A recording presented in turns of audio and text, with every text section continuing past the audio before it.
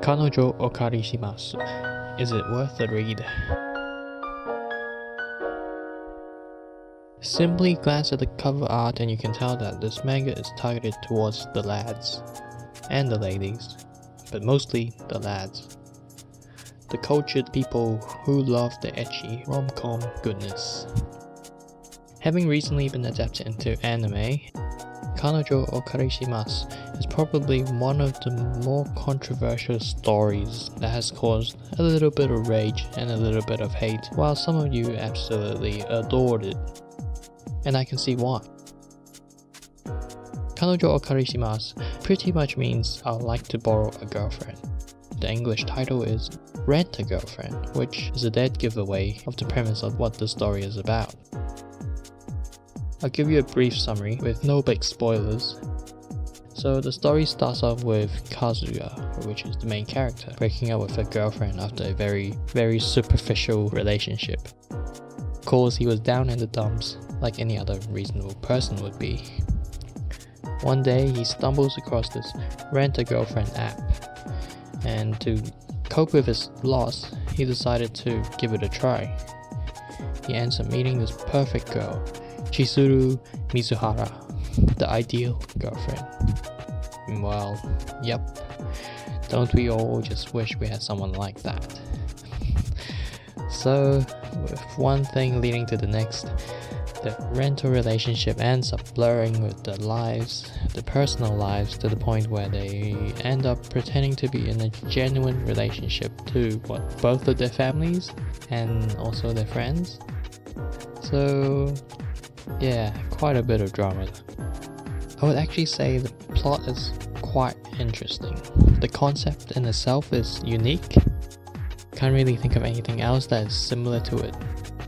The story is drama heavy, so if you enjoy a good amount of emotions, misunderstandings, characters who are making mistakes and not acting in line with how they're genuinely feeling and then regretting afterwards, then you'll probably enjoy this. If not, then you get frustrated.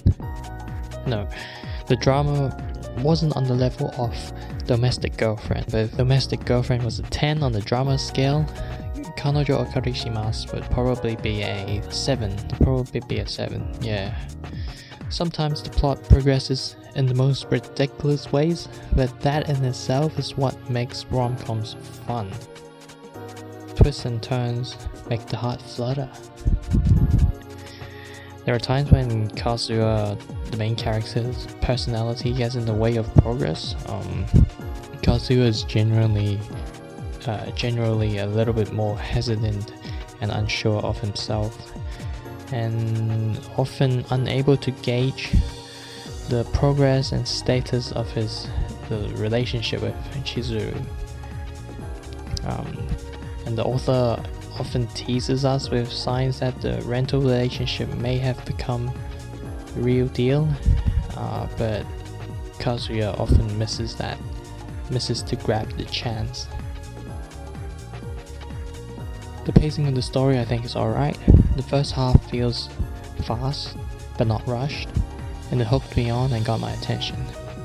And I'm sure it'll hook some of you guys as well. Currently the story hasn't finished yet. I'm at chapter 154, which is the latest English translation.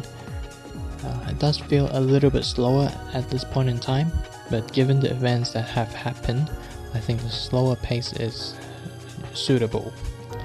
Hopefully the author is able to convey the emotions of the characters successfully through the section, and really the progress from here on is probably fundamental to whether the manga becomes even more successful than what it is at the moment.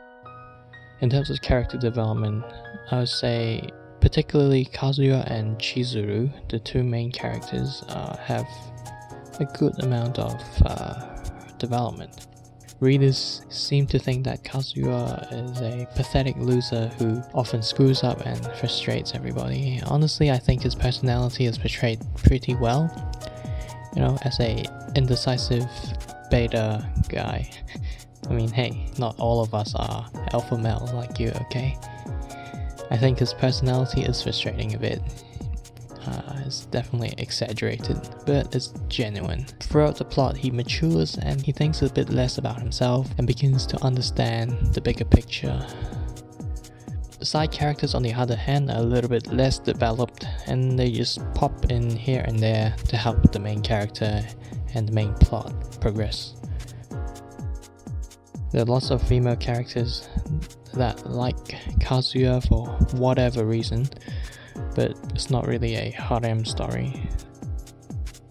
The art, needless to say, is great. The art style is perfect for this ecchi rom-com genre, and the character design is good. So, should you watch the anime or read the manga? So now that the anime has come out, I've only seen a few episodes, and it does seem to stick to the source material quite faithfully. The music is great, the voice acting is nice, and animation looks pretty okay, looks alright. Personally, I prefer the manga because, you can read it faster, and the art and drawings are quite nice as well. But ultimately it's up to you. The anime is quite nice too. So, is Kanojo Okarishimasu worth the read so far? Yeah, I think so. Will everybody like it? No. I'm sure some people won't be able to accept Kazuya's characters. They'll get frustrated straight away and just drop it. But honestly, if you enjoy rom-coms, this would be a good one to try. At least give it a go, not just 5 chapters. Get past the initial frustrating parts and see how you go there. Give it a go and tell me what you think.